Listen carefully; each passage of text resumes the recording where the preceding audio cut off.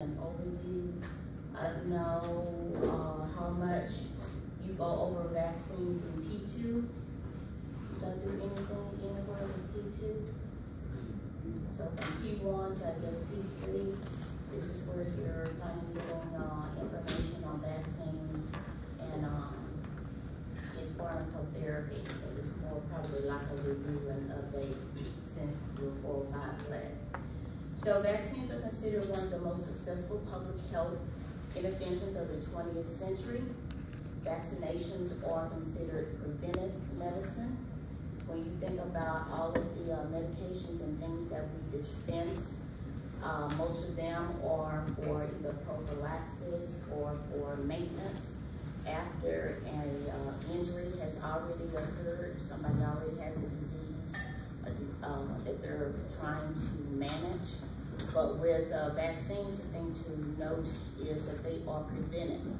So they're given before anything occurs, trying to stop it. So this is considered preventive medicine. Vaccines are among the most cost-effective clinical preventive service, because if we can prevent a disease from happening, then we don't have to try to treat that disease, right? So this is one of the focus of Healthy People 2013, is to look at preventing infectious disease and also increasing our vaccination rates. So what do vaccines do? Well, they prevent disease in people who receive them, those people who come in contact with them. So all of this kind of goes back to herd immunity. It controls a lot of the infectious diseases that used to be popular in our country. We don't see a lot of that anymore. Every once in a while, there may be an outbreak that we may see or hear about in a certain state or something like that. And a lot of that is just because we've become kind of complacent, because we don't see the outbreaks like we used to. So we become relaxed in our vaccination efforts and staying up to date with our immunizations, because nobody's getting sick like that anymore. So it's something that as pharmacists, we still have to make sure that we are advocates, reminding our patients of, that it's time for their vaccinations. And we ourselves, we have to remember that even as adults, we are still required to be up to date on our medications or vaccinations as well. So you've heard this adage about herd immunity. So of course, everybody's not able to be vaccinated. Some of them, whether it's by choice because of religious beliefs, or just because of their state being immunocompromised, maybe they're not able to take it. But the more of us who are eligible and able to do it, then we continue to protect those around us, our communities as well. So vaccine preventable diseases. So we're going to be talking about these vaccines. There are like 17 targeted vaccine preventable diseases that the U.S. look at treating. So chickenpox, so varicella, diphtheria, flu influenza, hepatitis A and B, Haemophilus influenza type B, human papillomavirus or HPV, the measles, meningococcal, mumps, pneumococcal, polio, rotavirus, rubella of the German measles, shingles or herpes zoster, tetanus or lockjaw, whooping cough or pertussis. So these are 17 vaccine preventable diseases. There are a lot of other diseases out there, but these are 17 that the U.S. target, and most of these, as you know, are either childhood immunizations that a child has from birth up until they're able to go to school. So let's look at the types of vaccines. So vaccines in itself is a classification. So we're going to look at how we break that classification down into the different types. So yes, there are several different types, and we're going to look at them. Each type is designed to teach the immune system how to fight off a disease. So when scientists are looking at creating these vaccines, they're looking at how will it respond to the immune system. Who needs this type of vaccination? and what technology are we gonna use to produce it. So these are your different types of vaccines. Inactivated vaccines, live or attenuated. What does the word attenuated mean? See it? Attenuated means weakened. So it's a live virus, but it's weakened. The messenger RNA or mRNA vaccine, we heard that talked about, alive with what disease state? mRNA. Y'all know what I'm talking about? I pick up my backbone, go home. What was it? COVID, right, thank you.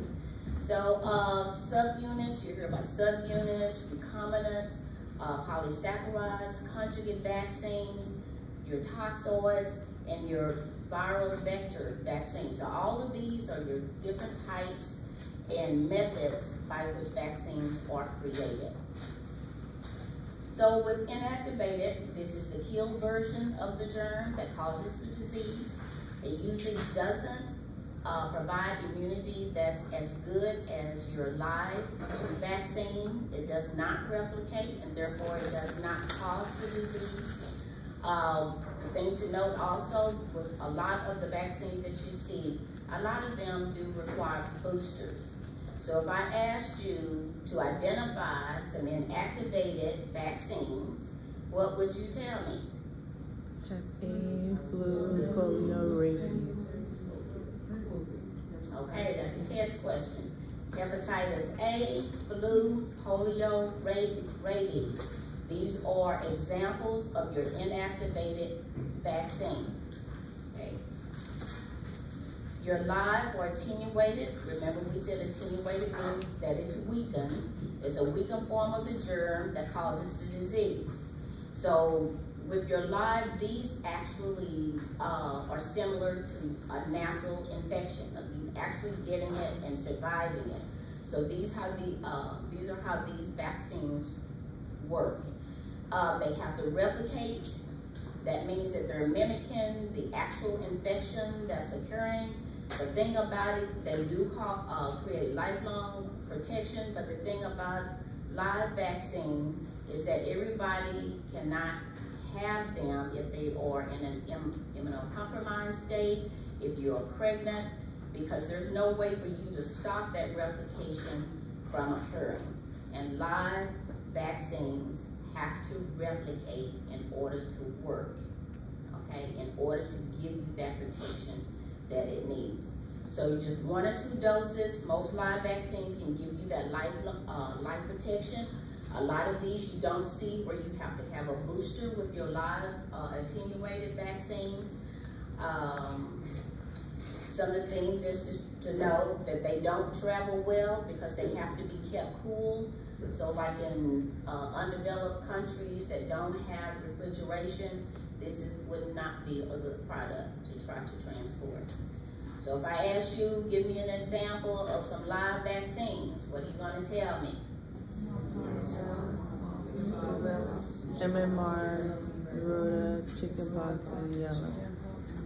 Okay, live attenuated. And what does attenuated mean? Weekend. And what type of protection do they provide? Lifelong. Your messenger RNA or mRNA, they make proteins in order to trigger an immune response. The benefit of them is that they require shorter manufacturing time, they don't contain a live virus, and there's no risk of getting the virus because it's not being created using a live virus. You know, this was some of the, I guess the pushback or the questions that people had when COVID came out was how are they able to produce it so soon? And it was because of this technology. So it required a shorter manufacturing time. A lot of people didn't know that it's not new technology. It's always been in existence. They pulled it out and just used it to help produce something that we needed immediately for the pandemic that we were facing. And again, it was technology that was used for COVID-19. Which manufacturers use this technology? Pfizer and Moderna. Very good. So this is, all of these are different types of methods that we can use. Subunits, recombinant polysaccharides, and so forth. All of these are being used.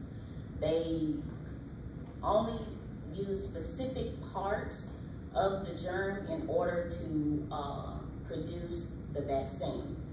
Just about anybody can use these. There are little to no restrictions on who can use them, even people that have immunocompromised systems. But one of the limitations would be they do require boosters. So just to kind of break those down a little bit more, your polysaccharides. So these are short-lived immunity. There's no booster effect, so they require a booster. And they're not very well or often used in children just because they don't give enough immunity. So they're typically not seen in infants and young children. However, the conjugated version is. So it produces more of a membrane. It results in a booster effect. And this is where you'd be seeing usually a conjugate polysaccharide. What is a polysaccharide? It's a sugar. So this is where you've been seeing it in your younger children and even in some adults. So your inactivated vaccines are also available as polysaccharides. So if you looked at the chart that I sent you, you may be able to kind of decipher that. And then of course there's the recombinant, which is just a gene segment of a protein from the organism. They insert it into another cell to be able to replicate and obtain the vaccine that they are trying to manufacture. Okay, this is just a continuation. So if I asked you to identify some of these vaccines and to break them down into their subparts, what would you tell me about HIV? So you need to write this. It's probably not on your slide. Your Haemophilus influenza is a polysaccharide. Hepatitis B is a polysaccharide. HPV is recombinant. Whooping cough or DTaP is an inactivated, killed. Your pneumococcal and meningococcal were both conjugated. Shingles is live, attenuated. And this is shingles, let me make a notation here. This is shingles Zostavax that is no longer marketed in the US. So if I ask you about shingles Shingrix, it is recombinant. Okay. Are you familiar with Novavax? Have y'all heard of that? So this is another COVID-19 manufacturer, and it uses subunits. See up here, subunits is protein subunit vaccine. So how many COVID-19 manufacturers do we have now?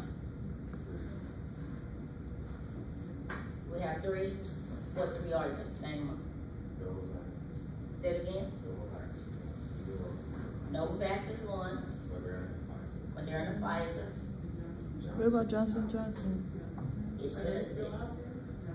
Janssen? It still exists. It's still a manufacturer of COVID-19. Okay, so 4.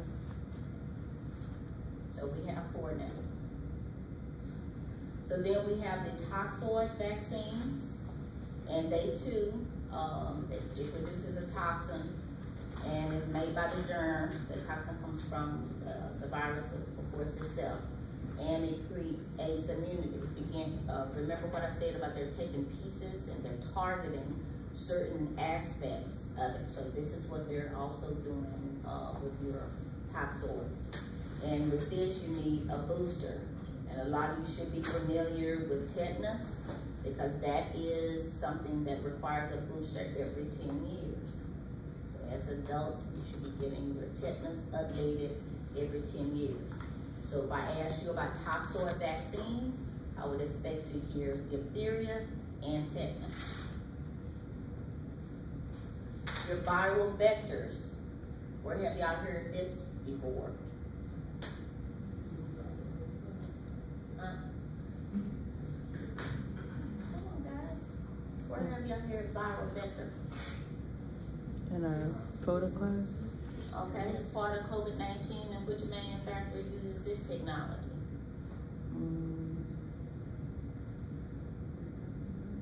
Pfizer? Yep. Yep, it's J&J. This is the technology that they use. Oh. The viral vector was Janssen's method. That too is something that's old. It's not new. They use this as part of the Ebola outbreak. There are studies also with Zika, flu, and HIV. So it has been around. Different viruses that they use as vector would be flu, or influenza, ESV, measles, and even the adenovirus that causes the common cold. So if I asked you for an example of a viral vector, what would you tell me? Zika. If I asked you for an example of a viral vector vaccine, what are you going to tell me? You're going to tell me it's COVID-19. And if I ask you who the manufacturer is, you're going to tell me who? Janssen. Okay. So we're always looking at producing new things. So they're working on new types of vaccines, DNA, and also a recombinant vector vaccine. So this is something that's ongoing. So on this slide here, I just tried to break this down to kind of give you an example of the different viruses or the vaccines and the types of vaccines where they fall. If you look at live attenuated, and we said attenuated means weakened, you see micro VY. That's supposed to be an acronym to try to help you to recall what your live attenuated vaccines are. So the M, of course, would be your MMR, measles, mumps, and rubella. I would be influenza. Keep in mind that influenza can be spread across and made differently through a lot of these different types, okay? So you have to be aware that if I'm saying RAIV, meaning that that's a recombinant, that R stands for recombinant, you need to know that, or IV means that it's what? Inactivated influenza vaccine. So all of these little initials that you see are acronyms for what the vaccines are. So make sure that you know that, okay? So this LAIV, meaning live attenuated influenza vaccine 4, that 4 meaning that is quadrivalent, 4 things that's in it, and flu mist is a nasal spray. Then you have cholera, your rotavirus, your oral typhoid, varicella, chickenpox. Know the names of these, Varivax, your yellow fever, polio. Your oral polio vaccine is used in other countries. We actually have an injection in the States. We don't use the oral method anymore. Does anybody know how it was given orally? By any chance? Nope. Actually, they used a cube of sugar. And they would put it in the cube of sugar, and then the child would just eat the cube of sugar. Back in the day, that's how they did it. So now it's an injection. The zoster shingles here, the Zostavax is no longer available or marketed in the U.S. as of November of 2020. And this, again, it was a live attenuated vaccine. It's not marketed here any longer because they found that, first of all, Shingrix is was better, added. I think it had like a 92 to 40 something response rate in it. And also, what do we say about a live virus?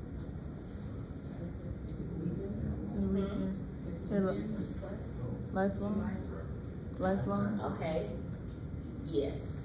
It does have to replicate for work, in order to work.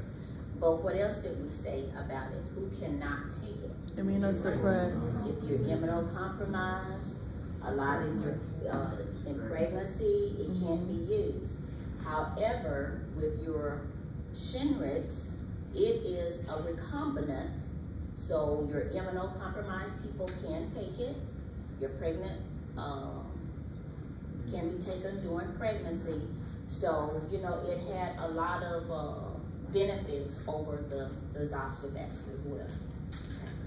So when we're looking at the inactivated or killed, excuse me,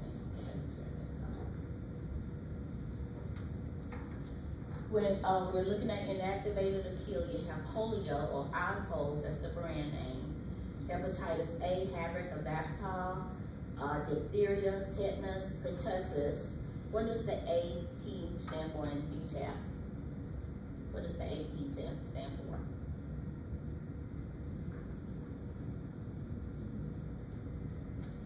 Anybody know what the A is?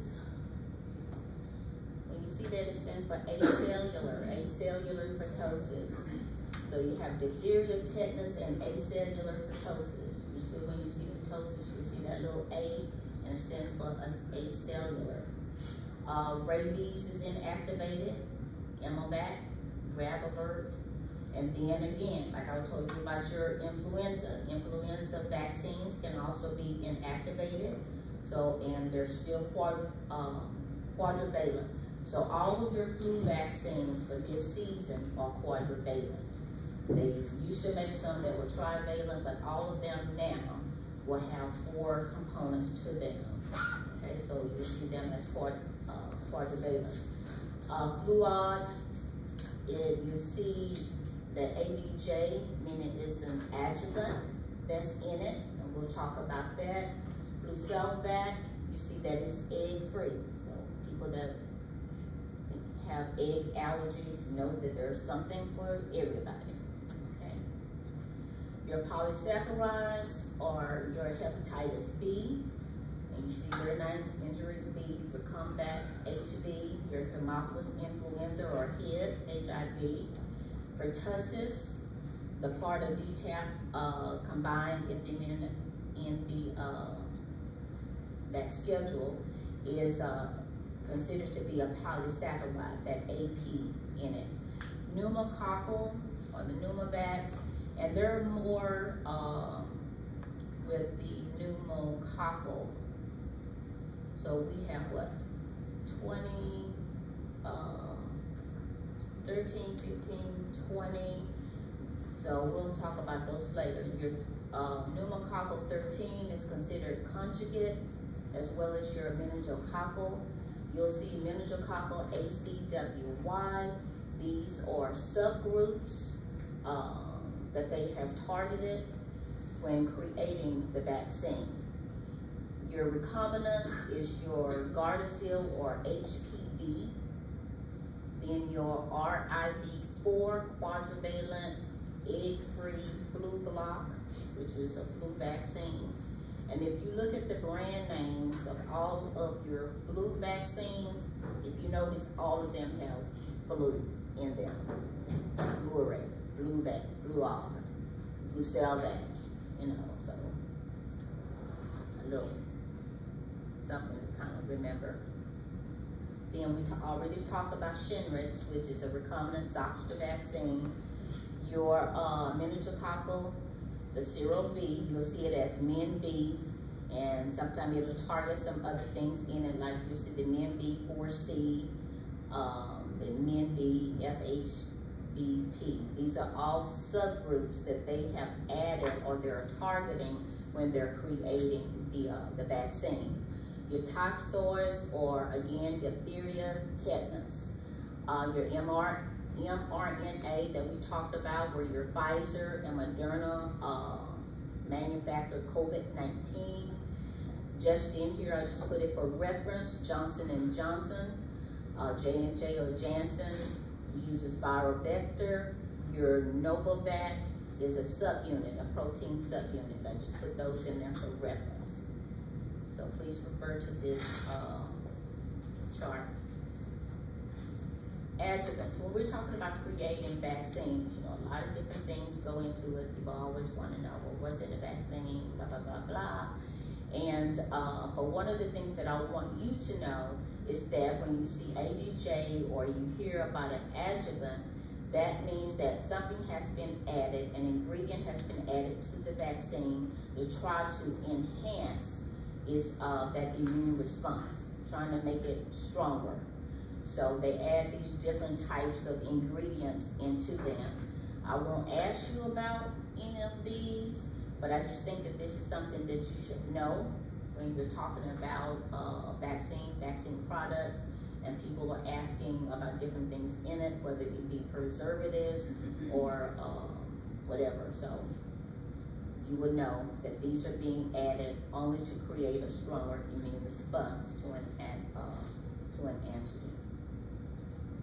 And even your COVID-19 vaccines had an adjuvant to it. Why? Because it wanted to create a stronger immune response. We were in a pandemic condition, and we needed something that was not only being able to be manufactured quickly, but we also need to make sure that it created a stronger immune response. So looking at some of the vaccines a little bit closer, as I mentioned to you, please pay attention to the acronym, the LAIV, live attenuated influenza virus. So FluMist is the only nasal spray that we have that's LAIV, and it's for healthy people 2 to 49 years. It's a live vaccine, so we can't use it in pregnancy. So any other vaccine that's out there for flu can be used in pregnancy, and it can be used with, without regard to breastfeeding as well. So for people that have egg allergies, as I mentioned, Flucelvac is egg-free. And our adults, 65 and over, we want to use a high dose. This Fluzone HD. HD stands for high dose. Fluad, again, has that adjuvant in it, and it's approved for 65 years and older. I mentioned that for this flu season, all components in the vaccine are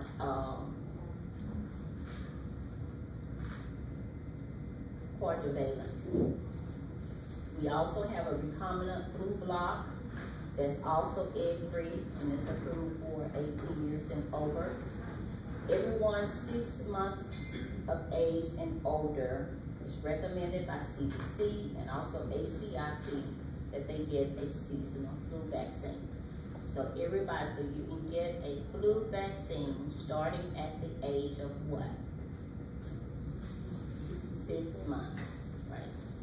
It takes about 2 weeks for protection to develop against vaccines. And most of us have heard that, you know, I got the flu shot and it gave me the flu.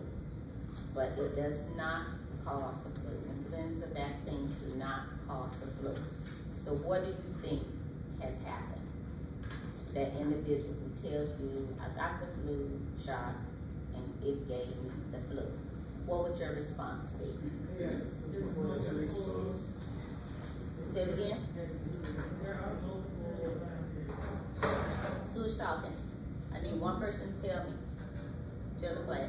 There's multiple viruses out there. Okay. So, I mean, the goal is that, you know, it's going to try and take care of some of the others, but that's not going to be the case when they keep replicating every year.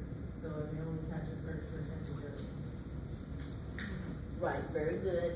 That is one of the reasons.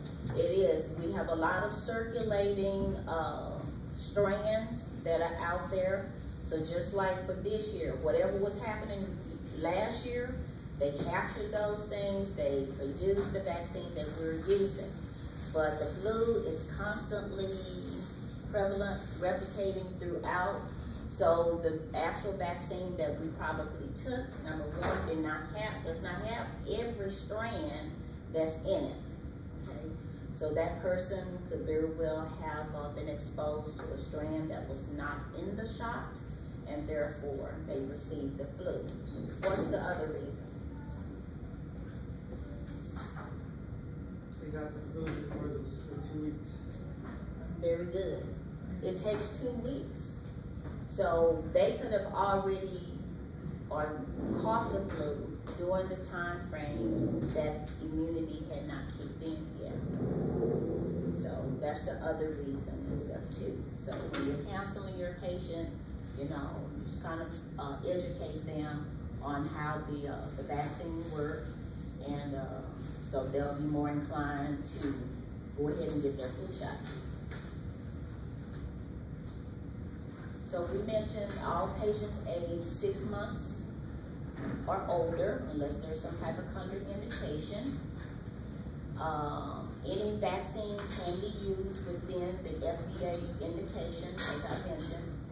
They don't give, ACIP does not give a preference to any type. It's just based upon a person's contraindication, not as to what they, you know, which one they take. I already told you, if you look at the brand names, flu is in it. Pregnant patients, they can receive any age-appropriate inactivated influenza vaccine. We want to make sure that they stay away from any live vaccine. So do not administer the live influenza vaccine, and it's only available as what? As a nasal spray called FluMist. Okay. For you're 65 years and older, the Fluzone HD or the Fluad, that has the adjuvant, those are the ones that are indicated or recommended for 65 years and older.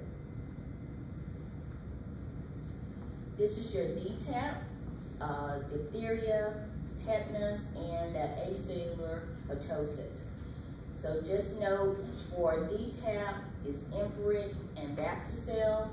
If you look at the others, you will notice that they are have additional components in it. What is IPV? What does IPV stand for? The I stands for what?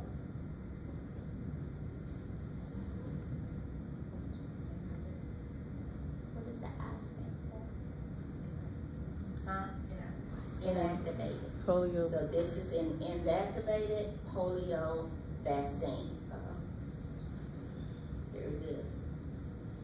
So in addition to getting all of this, the diphtheria, tetanus, and pertussis, they are also getting their polio in Kineret or Quadricel. Here, the DTaP, they can get hepatitis B and the polio is pediatrics. They can get polio plus the HIV, Haemophilus influenza type B, which is Pentacel, polio, HIB, and then the hepatitis B as Bacillus, all of this in one. There are about 26 or 27 vaccines that a child will have from birth up until the age of 2 that they are required to have. So just think that if we had to give them a shot 26 to 27 times, and this is times whatever the length of the series is. So by having combination reduces, of course, you know, how many shots that they would have to have individually. So this just gives you, I want to ask you about the series, like this is said, children get 5 doses at ages 2, 4, 6, 12, 18 months, and 4 years. So I'm not looking at asking you that, but I will be looking to know what is DTaP and what are some of the products. some of the vaccines, the names of the vaccines.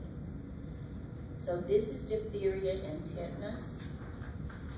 So as you see here, even babies and children younger than 7 can get this. The note, and older children can get Tdap or TD. So a little thing to kind of remember here with regards to who can get which product. If you notice the big D, then that's for your younger children. So you kind of think about the D, and the alphabet comes before T, and so the T is for older children and adults.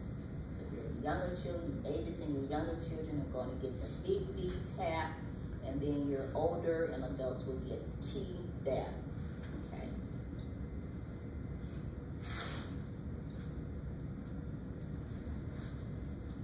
Again, tetanus, diphtheria, and all of these now, you need to make sure that you know their vaccine type.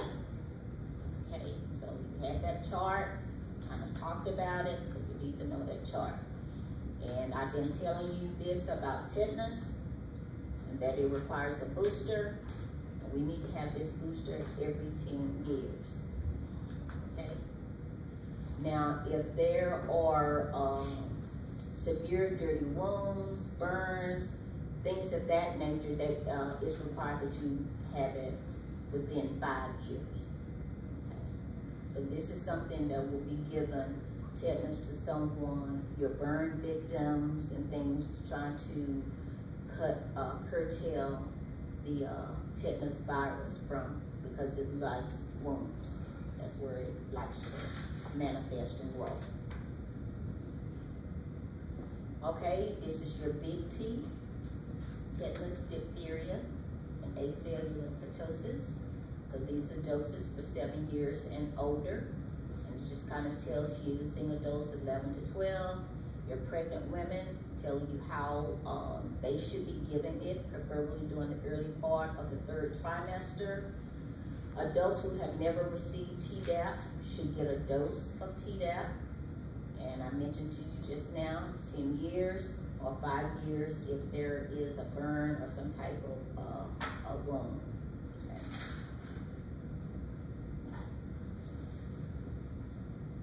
Okay. Hepatitis A, Havric, Bactol, adult indications, MSM, IV drug abusers, and anyone else who wants it, even though there are specific indications.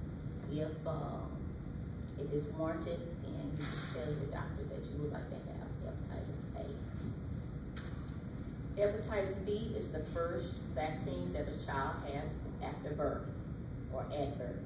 It's given within 24 hours of the birth. So this is the first vaccine that's administered to a child at birth, is your hepatitis B vaccine. Okay. 2 doses, 0.1 month. Do not use in pregnant women.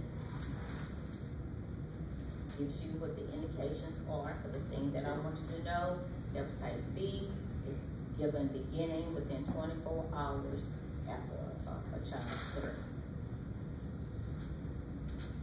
Hepatitis A and B is a combo, and it's called Twinrix. You get both your hepatitis A and B in one shot, and it's called Twinrix. This too is followed by a booster dose at 12 months. Your HIV or Haemophilus influenza type B, your products or vaccines are ACT-HIV, Hibrix, Hivaxib, and then it also comes in those combinations that we had talked about earlier.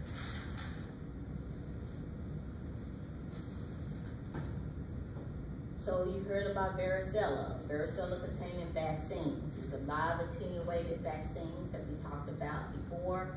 Chickenpox or Varivax. Do not use in pregnancy or if a person is immunocompromised. It's a live vaccine and it's not used in pregnancy. So you need to remember that when you are recommending products, and also if you are your patients or of pregnancy category, the potential of, then you wanna make sure that you know that.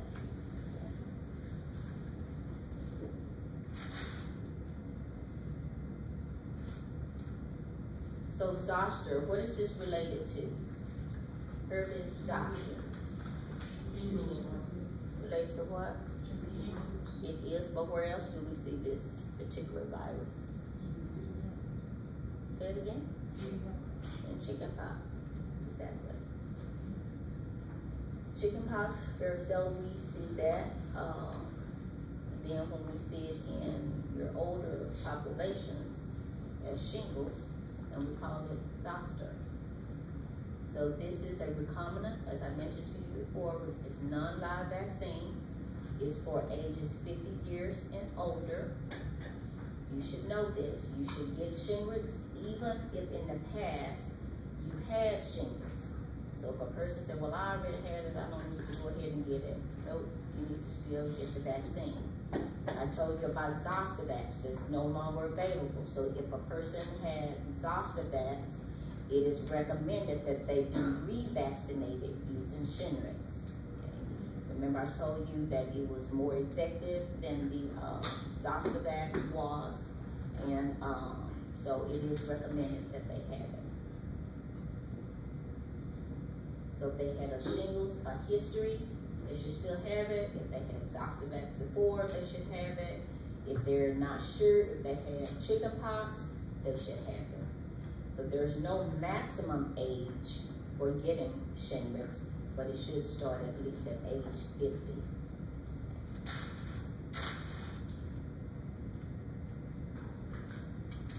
Then we have HPV, or your human papilloma virus. And you may see this written as 9VHP, meaning 9-valent. HPV, meaning that there are 9 components in this, this vaccine. Recommended age 11 to 12. They may start at age 9. If there is a history of sexual abuse, they can get the drug earlier. It is FDA approved for up to age 45. You know, most times we think of just your younger people up to 26, but even older. If you're older, you can even get this, but it's based upon your doctor shared clinical decision making as to whether or not you really need to have it. Okay. And it is has yeast. So if a person has a yeast allergy, that is a contraindication. In our MMR containing vaccines, measles, mumps, and rubella. What's another name for rubella? German? Yes, German measles.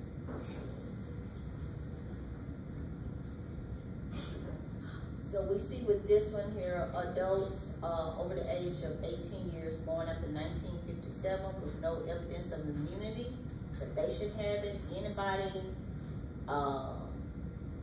prior to 1957, they feel that they already have immunity, therefore they wouldn't have to take this.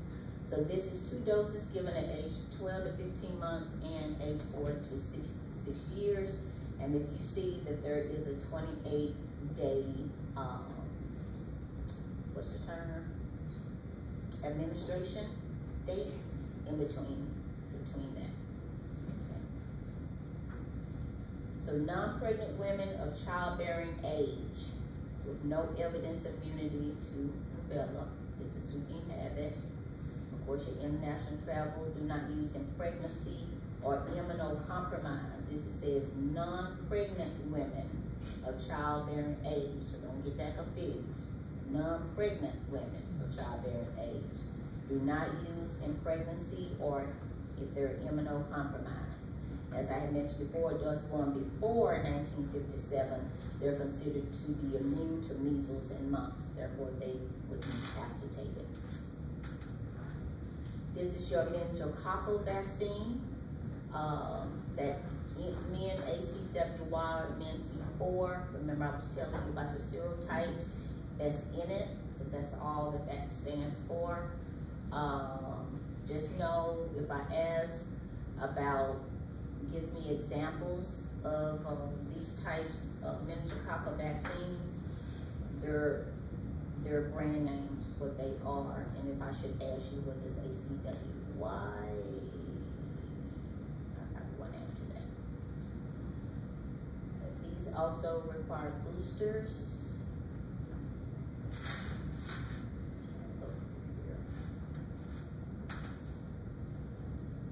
This is just more of your meningococcal vaccines than B that we talked about. This just shows you that there's an adjuvant in it.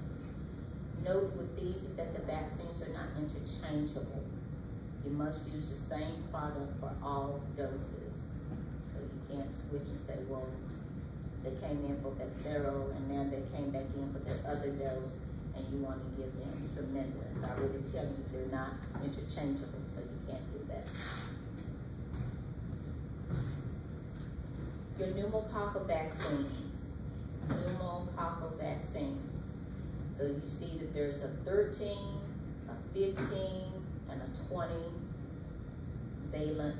They're all conjugates.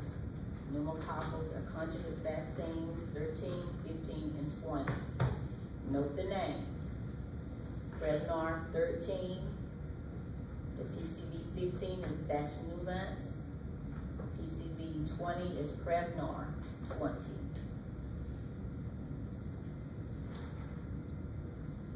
In the series, that I want you to know about this series.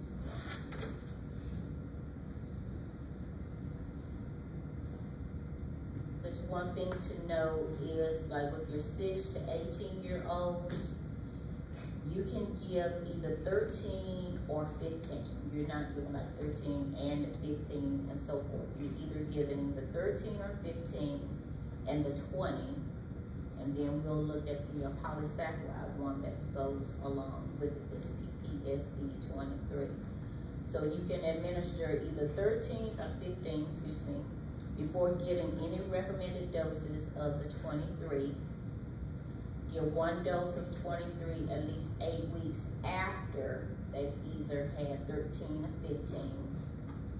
And you give the second dose of the 23 5 years after the first dose. So they get this, they wait 5 years before they get their second dose of PPSB 23. Okay, so it's one or the other. They're not getting both of these. It's either 13 or the 15. This is a continuation, looking at the different ages. Adults 19 to 64. PCV 20 is, if PCV 20 is used, a dose of PPSB 23 is not indicated. Give one dose of 15 or the 20. If you use the 20 for that first dose, then you only then you don't have to use the PPSB 23. And that's the same thing that kind of follows with your 65-year-olds as well. So just note this, as I mentioned, the 13, 15, and 20 conjugated vaccines, know their names. Also note here that PCV 13 and the 15, they can be used interchangeably. So it doesn't matter, you can use one or the other. If both the 13 and your 23 are administered, your 13 or 15 is given first, and just remember, your earlier doses, 13 and 15, come before 23, when you look at your number line, right? So you're giving the lower numbers first before you're giving basically your higher number, that PPSB 23. Your 15 or 20 dose should be administered at least 1 year after the most recent PPSB 23 vaccines. Okay. Some people may have received the 23 first for some reason, so they would have to wait a year and they would receive either the 15 or the 20 should be administered later. For some reason they got out of sequence and maybe the provider thought that they had already had it and then found out later that they didn't. But anyway, they can go back and pick it up.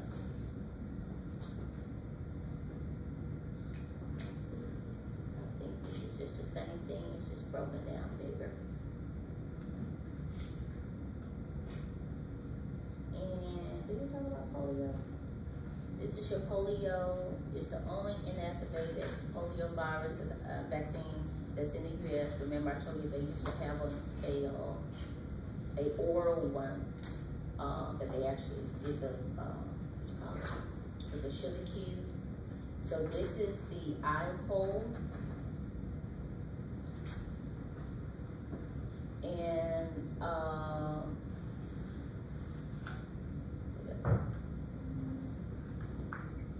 that's the brand name. Let's see what's in here.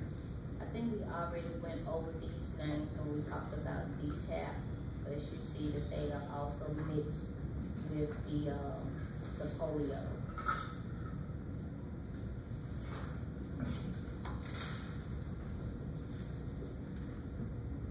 The rotavirus, I think that we heard a lot, we tend to hear a lot about this, and it is especially because it affects infants. So RV1 or RV5 Rototec, given to all infants. And the first dose is either vaccine should be given before a child is 15 weeks, because they found that there are no studies to show that it's effective. They should begin it early, but if they wait until like 15 weeks, they feel like it's not effective at that point. They should have started it at the beginning, because it has to be completed within an 8-month period. Okay. It said the children should receive all of the doses of the rotavirus before they turn 8 months of age. And they tell you, do not initiate a series on or after 15 weeks, because they do not, studies have not shown it to be effective at that point. Okay. So the Rotaric is given 2 doses at age 2 to 4 months. Rototec, 3 doses at age 2, 4, and 6. So the key thing here is your rotavirus, the names, and when it should be given and when it couldn't be given. Okay. A review of our COVID-19, as we mentioned before, there are 4 manufacturers, your Pfizer, BioNTech. They use mRNA, so does Moderna. Janssen or J&J use that viral vector we talked about. Novavax, they use a subunit vaccine, a protein subunit. We probably haven't heard, have you guys used this? And if you that's practicing and doing immunizations, have y'all used this, Novavax? No?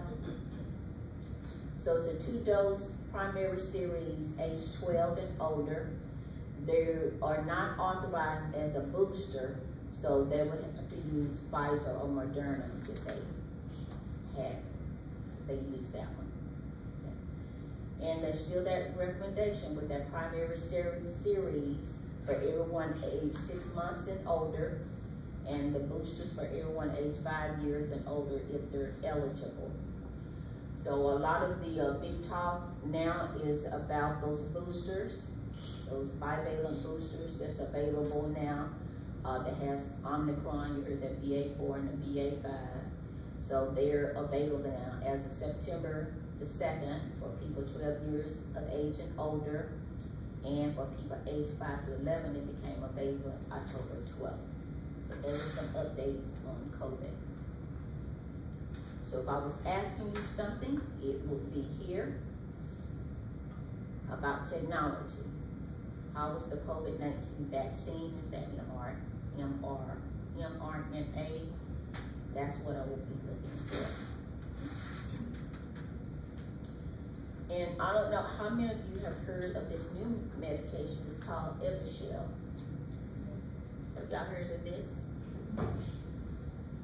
So this is a medicine that helps to, is a pre-exposure.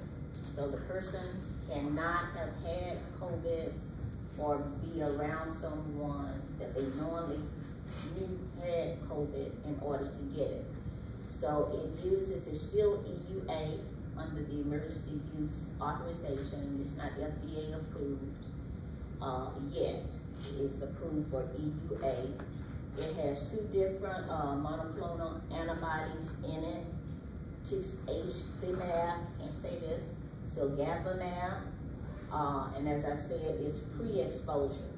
So it's used in adults or adolescents if you age 12 years and older, and there's a weight requirement. You have to weigh at least 88 pounds in order to have it. Not currently infected, have not recently had close contact with somebody, and are moderately or severely immunocompromised. And because you can't produce an immune response, then they think that this would be an option. Or if you had an allergic reaction to any of the other vaccines. So this has to be given in a provider's office, and you have to wait at least an hour for them to monitor you. So you would have, they would give you 1 shot of the antibody, and they give you the other shot immediately after that, and then you would have to wait 1 hour for them to evaluate you.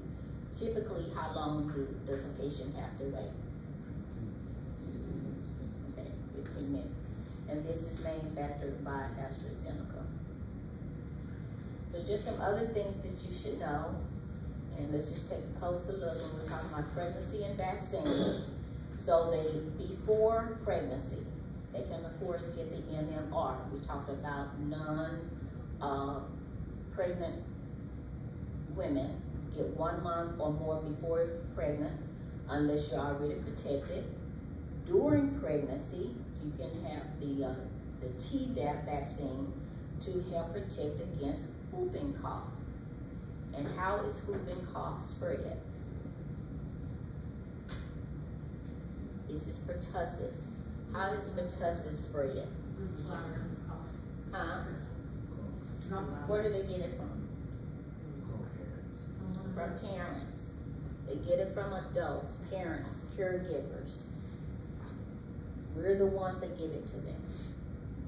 So this is another vaccine that you need to make sure, especially if you're working around or you have babies and things that you're coming in contact with, because we're the ones that spread this to them, okay? The 3rd trimester, each pregnancy between 27 and 36 weeks, so it's telling you when they can have the Tdap. If they've never been vaccinated, if the woman has delivered and has not been vaccinated, it can be given post-delivery. Remember, because it's all about protecting that baby. So we want to make sure that that's on board. The flu vaccine, if pregnant during flu season, and it just tells you the date by the end of October if you are pregnant, because I think flu season starts like in September. So September, October, or I guess our peak months. So we want to try to have it during that time. The nasal spray is not recommended. Why? Because it's live. So after pregnancy, it's safe to receive vaccines after giving birth, even while you are breastfeeding. Okay. COVID-19 vaccine is also recommended for pregnant people. So what about egg allergies and vaccine? Most people, a lot of controversy that people say that they are allergic to eggs and therefore that they cannot take or receive a lot of the vaccines. Well, as you see, there are a lot of egg-free vaccines that are now manufactured, and they are saying also if it's of a severe allergy that you still can be vaccinated. It just has to be done within your provider's office to where they can monitor you. If it's really that bad, you still take it, have it done in your provider's office, and they'll just monitor you and provide any assistance, you know, if you require, if it's that severe, okay? That's why I said under the supervision of a healthcare practitioner. So you see the types of products. Flublok is egg-free, approved for age 18 years and older. The Flucelvac is also egg-free, and it's for age 6 months and older. Like I said, we got something for everybody. The nasal spray, again, is approved for use in healthy, non-pregnant people from age 2 through 49 years of age. Okay. Do not administer the live influenza vaccine, which is FluMist. If a person has a history of a severe allergic reaction to any ingredient, children less than 2 years of age, 2 to 4 that has asthma or a history of wheezing in the past 12 months within a year's time frame. Children 2 to 17 that's on aspirin or salicylate type therapy, age 50 years and older. We're age 50 years and older are not to have this. And again, pregnant people and other medical conditions, if they're immunocompromised, then they cannot have this. Autism and vaccine. So we hear people talking about it again. I don't want it because, you know, we have preservatives in it and it's linked to autism, and so they don't want it. So a lot of the controversy was around Thimerosal, which is the mercury-based preservative, but it's not the same mercury that's found or used in fish. You know, I think this was like the mercury that was in fish or something that people were coming in contact with that was poisonous. So it's not that type of mercury. So they did years of testing. Different people have different studies and stuff on the use of Thimerosal and autism, and have found that there is no link to it. So what do you tell your patients that are saying they don't want it? Well, you can tell them that there are preservative-free products that they can use. Your MMR, your varicella, polio, pneumococcal, they never had it in it anyway. They were never manufactured with the preservative in it. They, the preservative was used because the bottles, you know how you have the larger bottles, and it was to preserve that so that you could have multiple doses in that larger bottle. So now, you know, one of the other things they have gone to make like single-use vials instead of those big vials that for multiple use. So to try to help curtail that as well. But that's why the preservatives were being used, is because of those bigger bottles that was being used at the time. All vaccines routinely recommended for children 6 years of age and younger in the U.S. are available in formulations that do not contain Thimerosal. Vaccines that do not contain it as a preservative are also available for adolescents and adults. The use of Thimerosal as a preservative in vaccine has declined due to reformulation. Like I was saying, instead of those big vials being used, they're using the single-use vials now. So when we're looking at vaccines as children, as pharmacists, we need to take into consideration how we're storing them, the timing of those doses, the duration of protection, how long is it going to last, when are we going to need that booster, any adverse effects that's associated with it, contraindications and precautions, the number of vaccines that need to be administered, and always the VIS, that vaccine information sheet that is really required by law that we give them to them. Whether they read it or not, we are required that if we gave them a vaccination, then they should receive that. So this is just going over how we administer, you know, most things are given IM versus sub-Q, oral, or intranasal. This slide here just kind of breaks this down. Your IM only, most vaccines are given intramuscular. Some are subcutaneous, like your MMR, your MMRV, and so forth. Some can be given either or, your PPSV 23 or your polio. The intranasal, we talked about the flu mist, and then by mouth. You have your typhoid, your oral solutions for cholera, your rotavirus, so forth. So that's administration and storage. A grace period. So what does a grace period mean? It means the dose is administered up to 4 days before the minimum interval. So,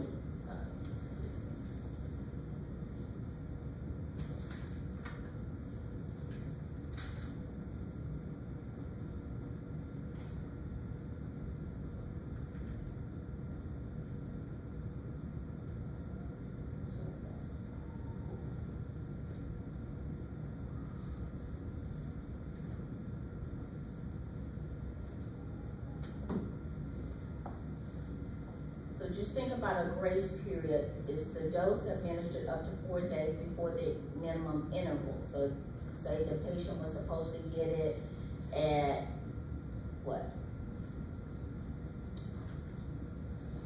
Whether, let's say 14, let's say it's 24, let's say at 24 days. Well, this is saying that they can have it at 20 days, 4 days before the minimum interval, if it's part of a primary series or a booster. You can't use a grace period to try to circumvent when you are to take an actual scheduled dose. It's just trying to give you, as I say, a grace period that, yeah, if you need to take it a few days earlier, maybe you're traveling or whatever and stuff, then it would be acceptable, yes, that you can get it done within this time period.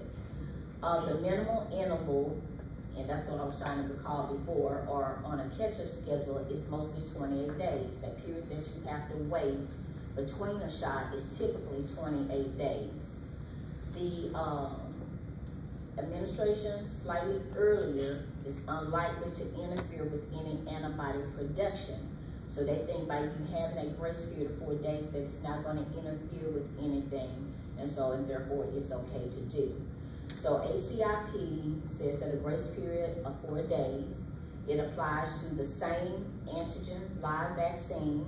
It does not apply to different live vaccines. Your oral live vaccines do not have this restriction, and they do not have interval rules. Different live vaccines may have interference if the interval is less than 28 days. Grace period cannot be applied to sequential dosing of like your MMR or MMRV and your varicella. You can't try to circumvent a scheduled dose, okay, by trying to get ahead of it. This is just in some instances where you can't, it is permitted for you to be able to take it a little bit early.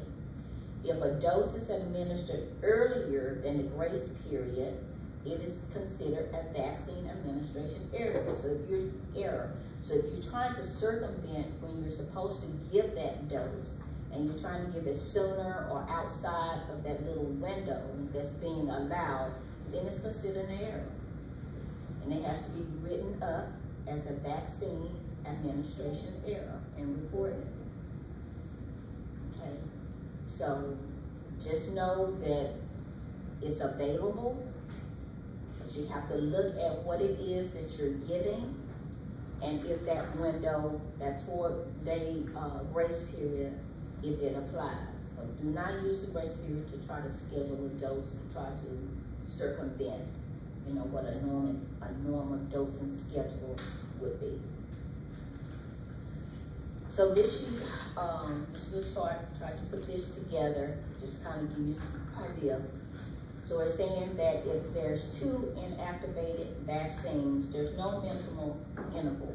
And what do we say the minimal interval was? At least 28 days, right? So it's telling you if you're giving 2 inactivated vaccines, there's no minimum interval. You can give them at the same time. Inactivated inactivated and live vaccines, there's no minimum interval.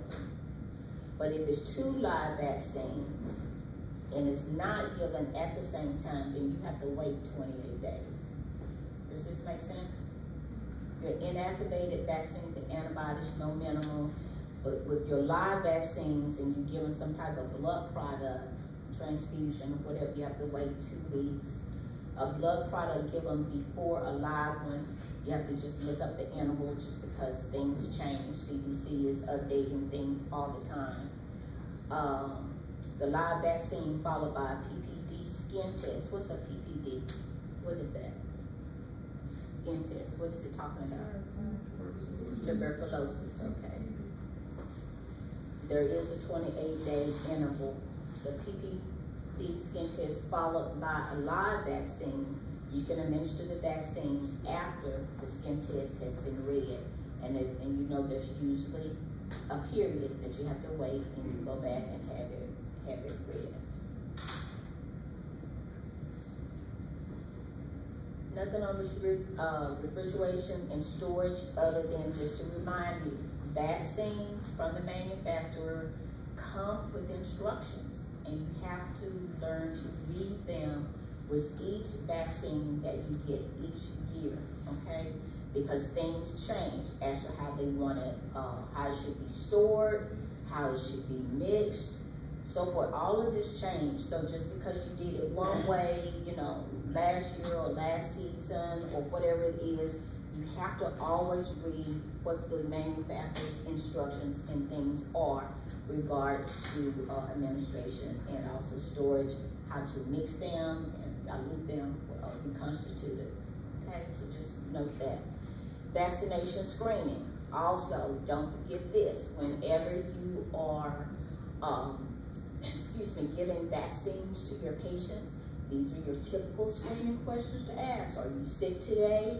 Do you have any allergies to medications and foods or vaccine components?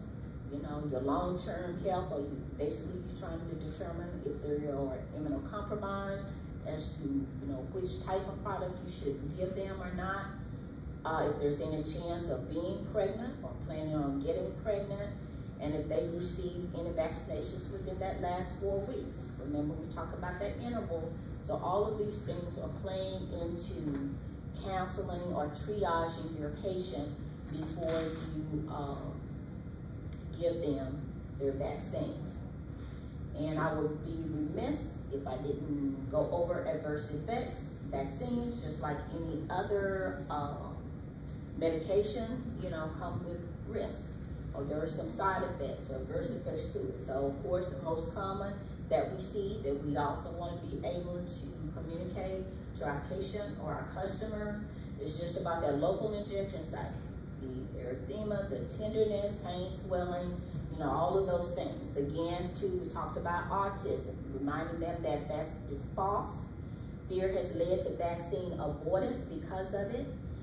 Vaccine preventable illness have been began to re-emerge because why? We have gotten laxed because we don't see them anymore, or the outbreaks like we have before, and because of it, you know, we have just kind of gotten behind on making sure that we're up to date with our immunizations. So again, with reporting adverse reactions, it's not punitive, so it doesn't matter for you yourself as a practitioner or your customers or patients. If they think that the vaccine created any type of adverse event, you report it. All they do is VAERS is collecting data.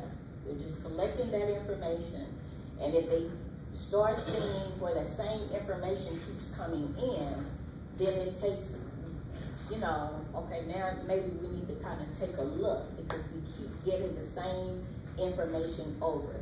So that's why I say no matter how minute or small it is, they're tracking that information.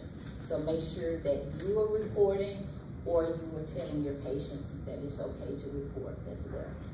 So you can either call them, you can go online to report it. So there's different ways that you can do it. It's just my references.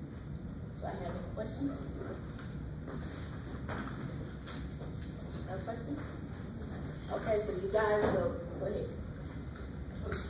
How many vaccines would you recommend a patient being able to get